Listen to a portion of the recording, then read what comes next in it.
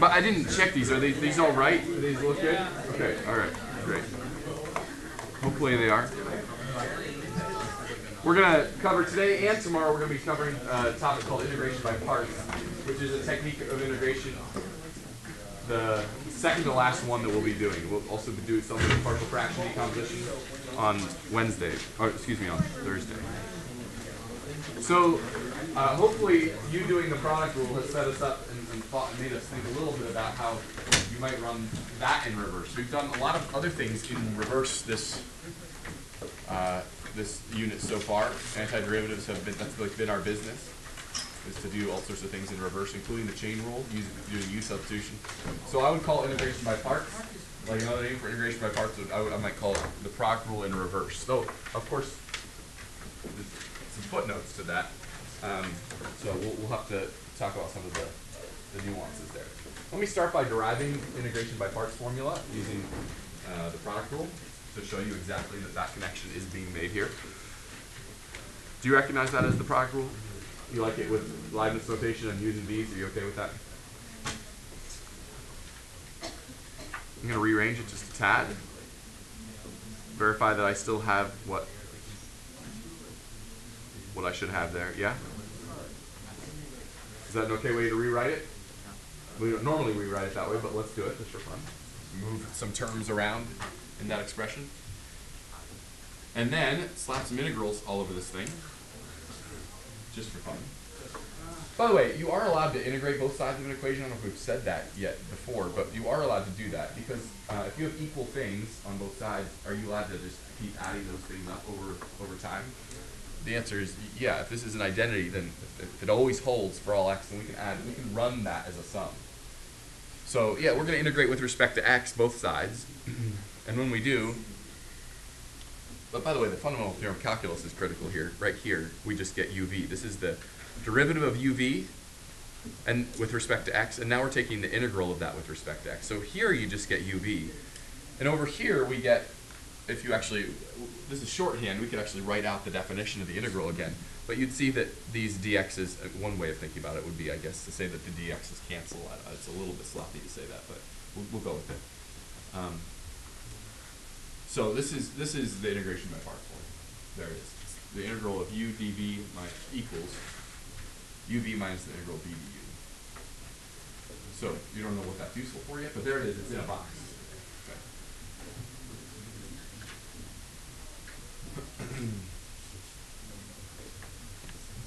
And it is a thing that will eventually roll off your tongue. uv minus the integral b du. You'll like it. You'll like it. We're all about using u's, aren't we, for substitutions? So that's what we'll be looking for, is some choice of u in our integrand or something.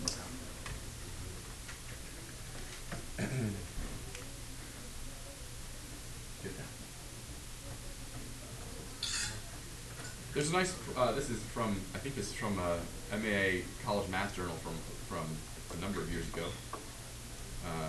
But I thought this is cool. You don't have to understand this or write this down necessarily, but I think it is nice in explaining where this comes from. There are two ways you could actually conceive of computing the area that's been shaded here. One would be to take the area of the big rectangle, which, do you agree, is QS, that is the number Q times the number S, where Q is this Y, this X coordinate, and S is this Y coordinate. You would multiply, that would give you the area of the big thing, minus the area of the little rectangle, which would be PR. Right? That would be one very obvious geometric way to compute the area of this thing. The other way, though, would be to use calculus. If we call this curve, well, it could be named two things. It could be named, let's call u the function f of x. So that would be, you know, if this is u here, that would be like our, that would be a normal, kind of the normal description you might have of that curve. But you could also call it, this is the v-axis here too. You could also have it be, you could also call it a function v of x and have it be like this way, where v is pictured on this axis right here. In fact, it doesn't say this anywhere, but v would be the inverse of u, right? It'd just be, we're picturing it this way. So if we had that in mind, what would these two areas, what if we actually computed using calculus these two areas? Well, this area right here, and then we just added them. Well, this area right here would be the integral of f of x, or u, I guess we're calling it, right? U, from, I don't know which way we're going actually. Is this g? Yeah, sorry. I want to make sure I say this right before.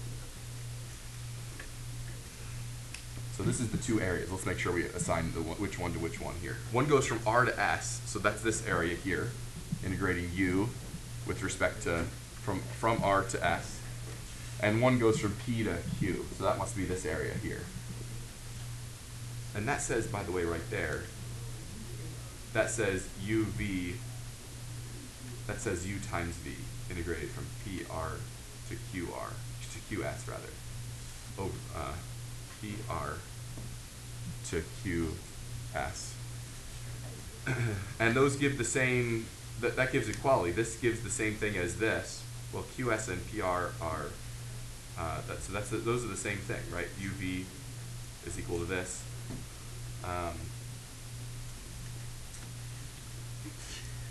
F times g prime.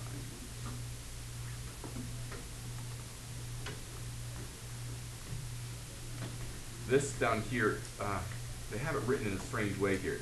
G prime x times dx is like our dv, and u is f of x. I hate to, maybe this isn't, the notation shift is maybe not as helpful as I would have liked, sorry. This is dv, g prime of x times dx, and this is du, f prime of x dx is du. So this is the same formula as I just gave you. It's u v minus the integral of v du, and up here it's u dv. I thought that was going to be more helpful than it was. It's actually really, I have a, maybe I should have drawn the picture. I'm gonna tell Roger Nelson that it needs a little more clarity.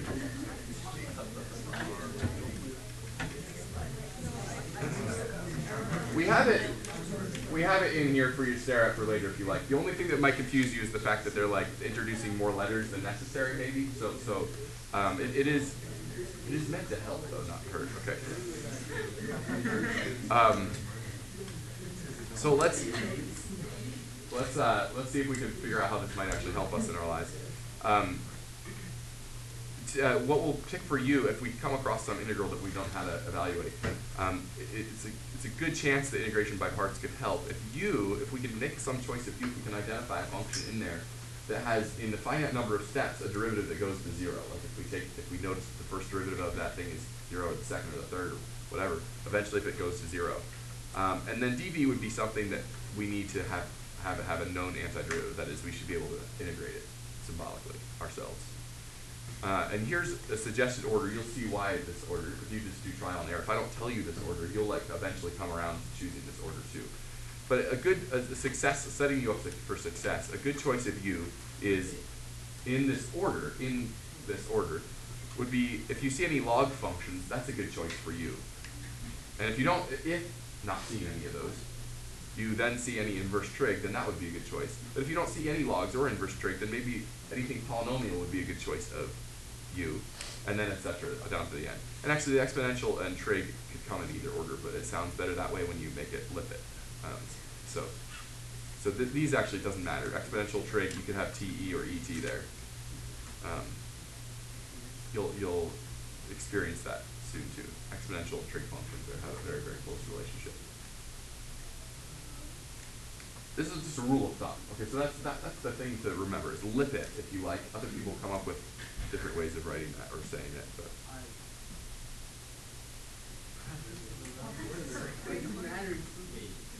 The order matters. Why would you switch up the order? What do you mean? Yeah, the whole point is that we're trying to help you establish what the order will be. And again, I hate to throw all this stuff at you when you haven't even seen one problem yet. You'll see. But and I'd be tempted to maybe throw this at you at the last slide and say, haven't you seen now friends that like this is the right order to do it in, you would have been like, oh yeah, I saw that from all the problems we're doing. So we'll say this out front though, that this is the right order to choose these in. And I'll show you with this first example. All right, so here's a nice, very, very easy first integration by parts one. Let's first stop and recognize that this is not one you know off the top of your head, an antiderivative for x cosine x. Simple enough, but like I don't think anyone right now can just like, stand up and say what the antiderivative of that is. Not using any technique we've come up with yet before, right? But it does seem like one that might be good for integration by parts. Why? Well, because, well, we haven't made a choice for u yet. So let's say what u is, and then you'll start to see why the requirements are being met here. Are there any log functions? We'll ask ourselves first, and there aren't any. Are there any inverse trig functions? No. Are there any polynomial functions sitting around? X is a polynomial function. So we'll stop there and let u be x, okay? Now you can already see that that's a great choice for you because, again, it differentiates to 0 in a finite number of steps. If you keep taking the derivative, eventually it gets to 0. It's not a hard and fast rule, but it's a good choice for you. Cosine x dx is a good choice for dv because, which is the remaining part, because we do know it's antiderivative. Cosine x, we do know the antiderivative. So we'll let u be x, and we'll let dv be cosine x dx. On the left, we'll take the derivative, because in this formula, you notice there's some things we need, don't we? We need u, we have that. We need, we need v also, but we don't have it yet. But we're about to have it, integrating both sides of this. Do we need du? Yeah, we do. Well, du is just dx here, isn't it? So here, in the left side, I'm taking a derivative. On the right side, I'm taking an integral. Yes? And now I'm just going to make a substitution if you all trust in this formula, which we did derive earlier, so maybe it's trustworthy. So apparently,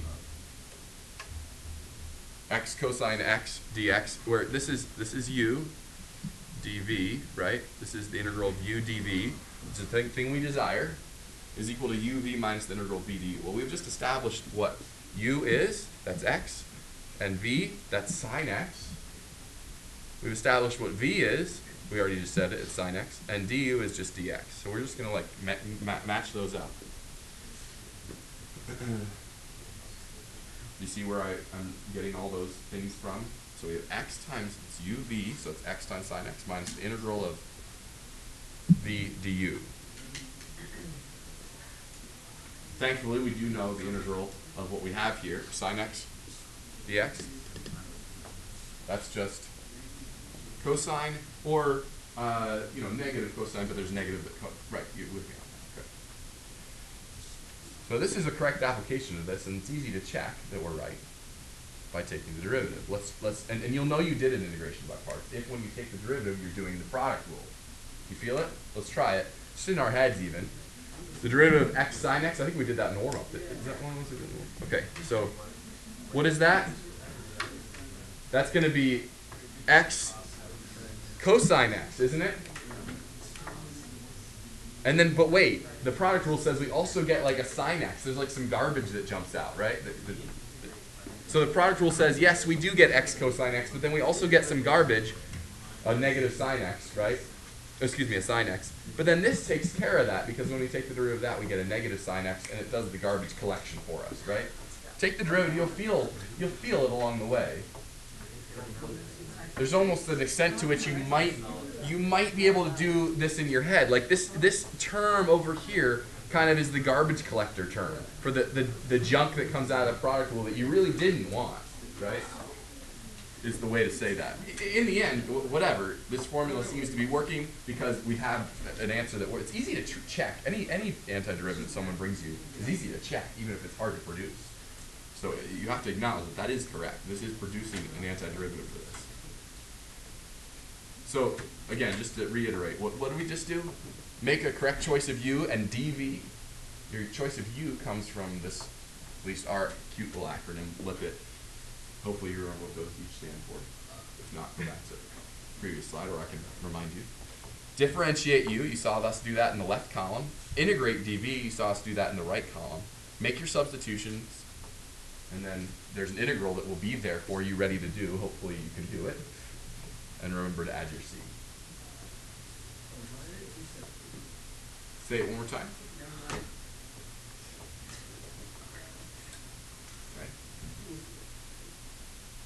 Josh.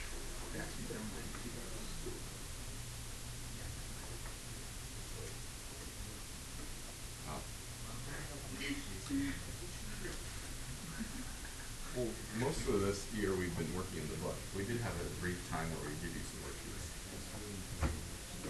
You liked that, apparently. Well, what about think about how the book. Have you ever personified your book? Think about how it feels. It's been sitting there. But it has a lot of friends. So. Does it? Other textbooks. Other textbooks.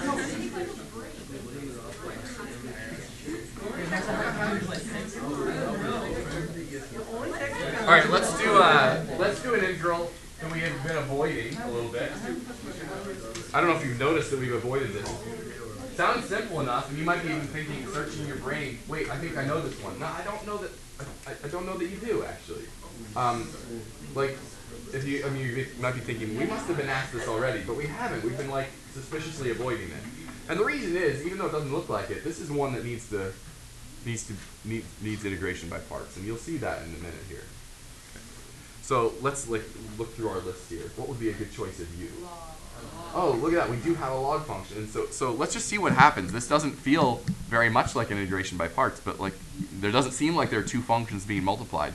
But I think it might still might fall to integration by parts. We'll see. That means dv is just, 1 dx, right?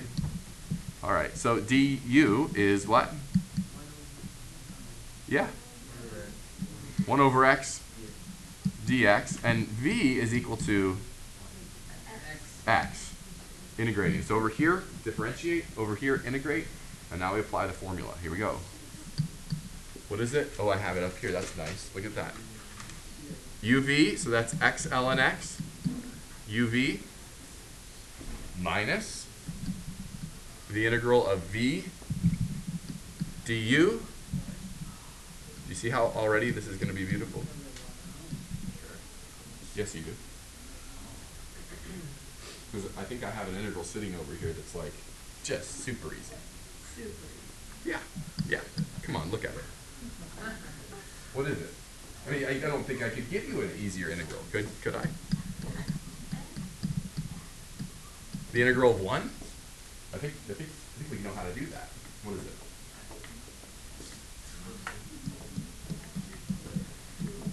What is it?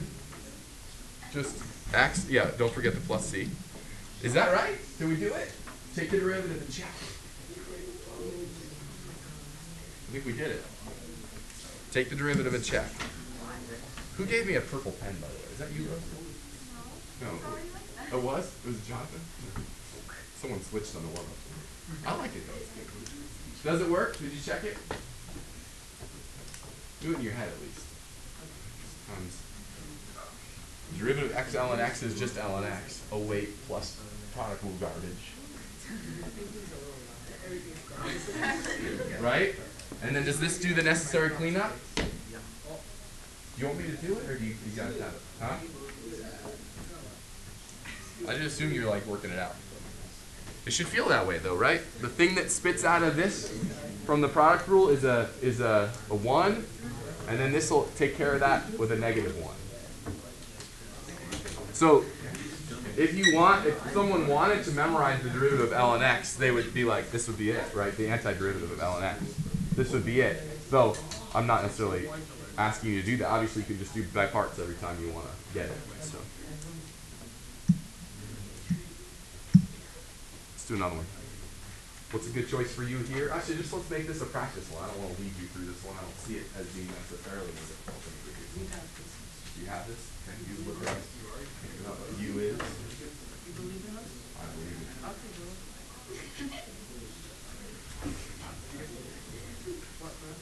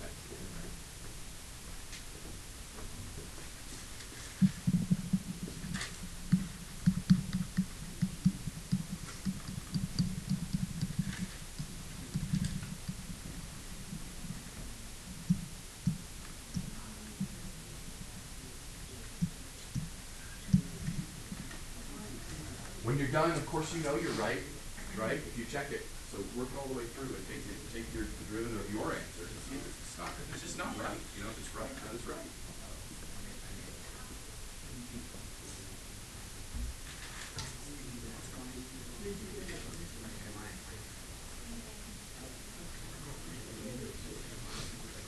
Did you get it? You have to take the derivative. Really not a lot of work, actually. 15 seconds from now, we could be done with this conversation if you had it done.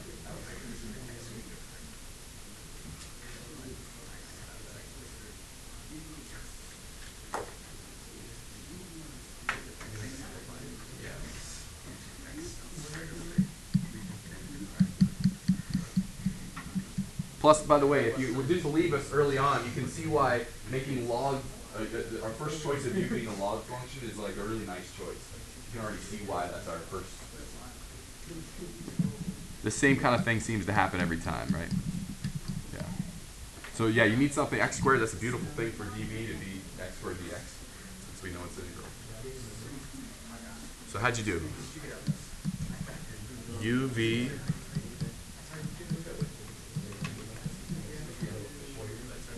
minus the integral of v du.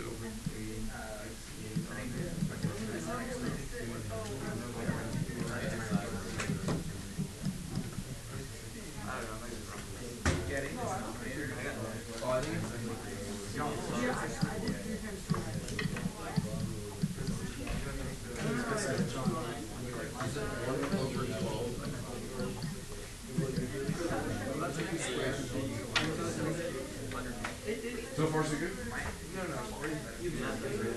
How'd you do?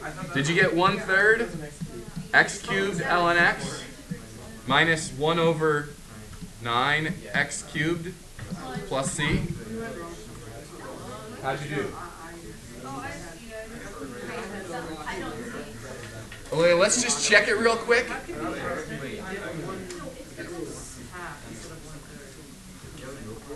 Let's just check it real quick and see if we're. I mean, I'll know whether I'm wrong or not in a second here. If I take the derivative of this, do you agree that you get x squared ln x here? Yes?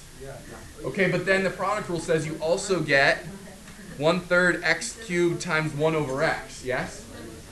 So the garbage that comes out of this guy from the product rule is 1/3 x squared. Yeah? But then the derivative of this is 1/3 x squared. Perfect. I'm about to subtract the thing I didn't want. This is gonna be good. Can't you see it? You could almost, like I said, you could almost do this. You could almost do integration by parts in your head, maybe, once you get the hang of this, right? Maybe. I don't mean that necessarily, but you could.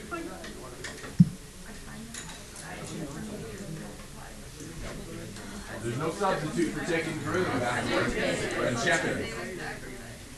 Do that.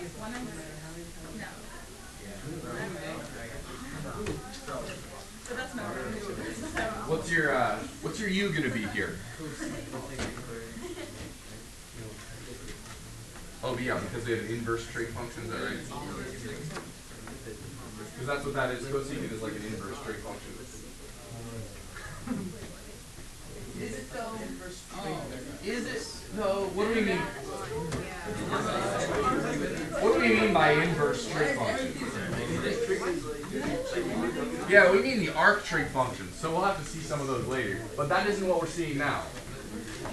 I think our choice of u is still going to be here simply just x.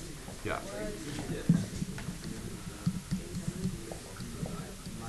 Which is not a problem because actually we do know the antiderivative over here, don't we?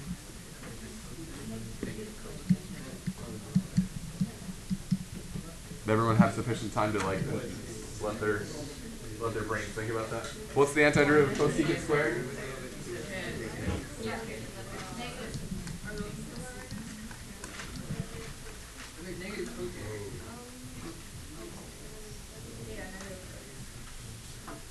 So, UV event. Oh, it's not here anymore. It just went away. We have to remember it on our own now. UV minus the integral of v du.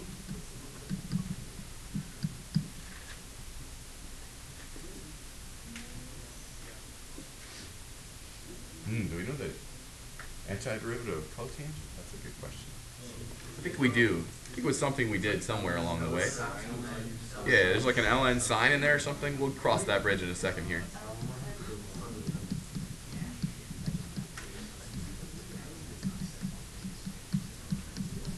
Check that as a derivative. Make sure that works. By the way, I think we gave you some of these earlier in the year when we were doing derivatives. We just like handed you ones like this, and then like this came out earlier. There were some that were like suspicious like that. Does it work? I gotta check it too. For my sake, I'm not talking about you. I'm talking about me. Okay, let's see here. We get negative. We definitely get x cosecant squared x there, but then we also get a negative cotangent. So as the derivative of this, let's see, that'll be 1 over sine times cosine, which is cotangent, and we had a negative cotangent that popped out of there. It's gonna work. It's gonna work. Check it. But I just did. I don't know. You should don't. This is not by authority. Nothing in math class is by authority. Make sure it works in your mind that we're right. You can verify it. You don't need me. Are we having fun yet? We're accessing new ways of thinking. This is good, right? We're able to. We have more power in our lives than we did yesterday. What's the choice of u right away?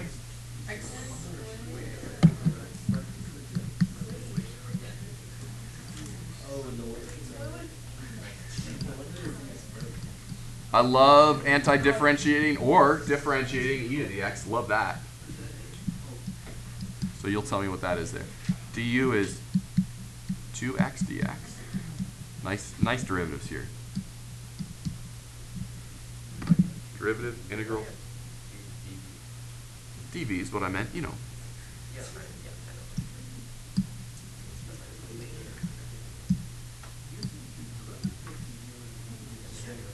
Yeah, that's right. They should be shocked. That's right.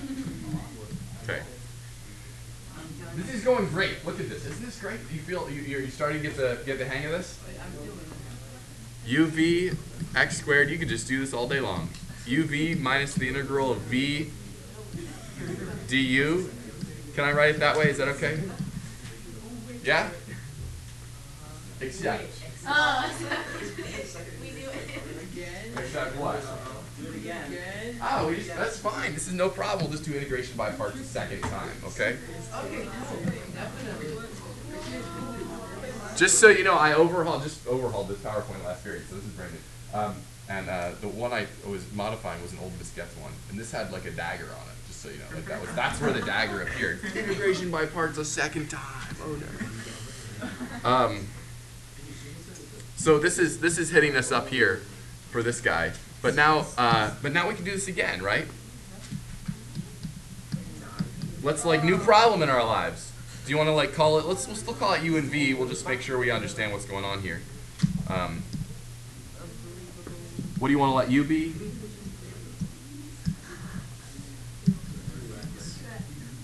Yeah, or maybe just x. We could just call it x.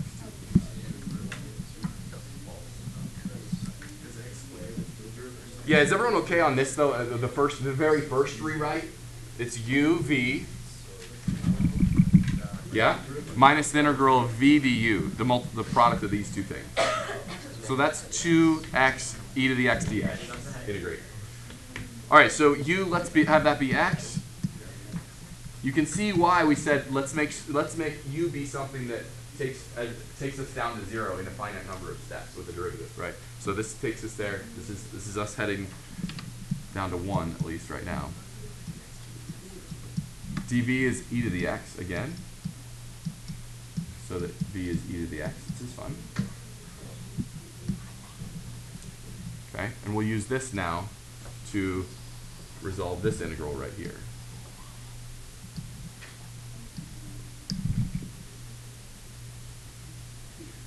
I guess I should put a 2 out front now.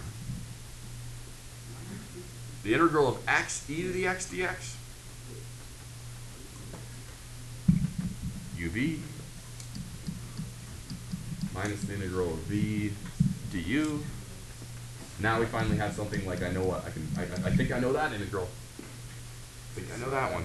Just be careful with like the parentheses here. We got a negative and then another negative, so just be careful. We got a 2 and then another 2.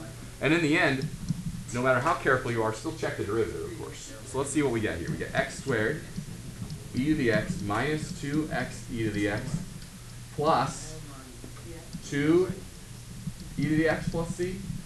Check this on that. Yeah. Right? Is that okay? Now let's do, this is actually really fun to take the derivative. I think this is the answer. I won't put a box around it until we're ready here. Here we go. Let's take the derivative. The derivative of x squared e to the x is x squared e to the x, isn't it? Oh wait, so that's good. Oh wait, plus some garbage. What's the garbage?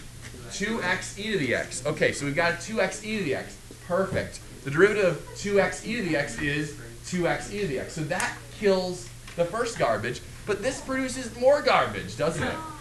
You're right, you have like garbage collection all the way down. What's the garbage for this? 2e to the x. Perfect. All right, so it was a negative 2e to the x, and then now we have a 2e to the x, so that all works out great. All right, I think I'm ready to put a box around it. There it is. There's our answer. You could factor it if you want to write it out with an e to the x factored out.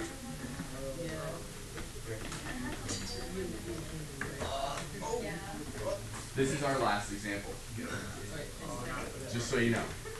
Last one? Yeah, I'm not gonna throw one at you with like I usually do.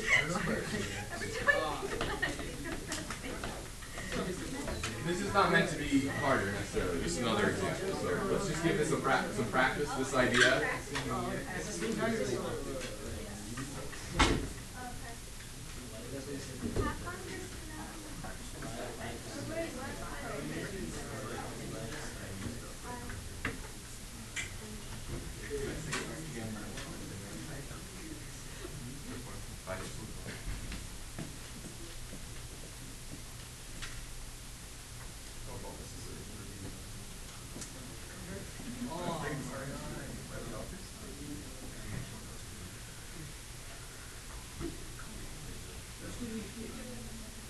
I'll give you a full block of time here to work all the way to the end, and then you check yourself what you got right. You check yourself.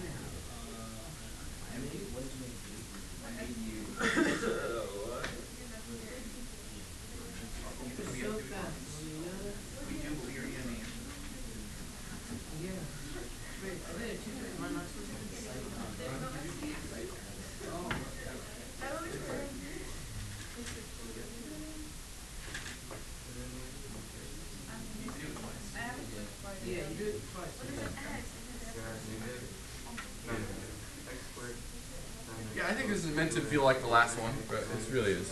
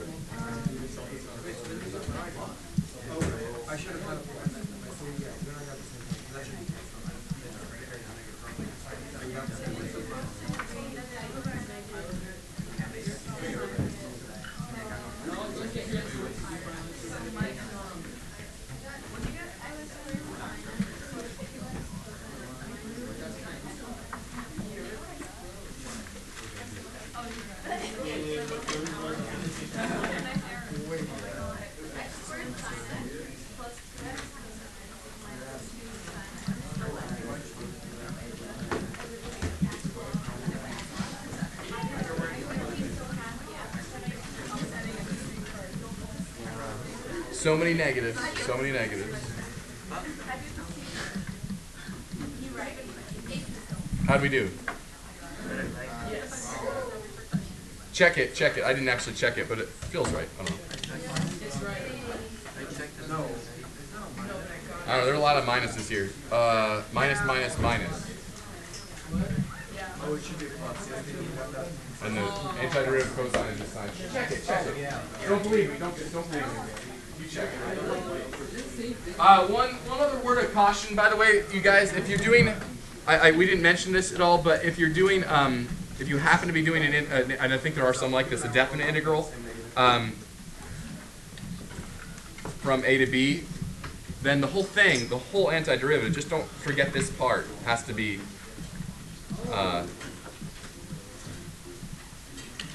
evaluated, right, from A to B. Okay, so just be careful of that, right, when all is said and done. Whatever, just be careful. Whatever you do, be careful. Homework 1 tonight, finally, homework 1 after, we're mostly done with you.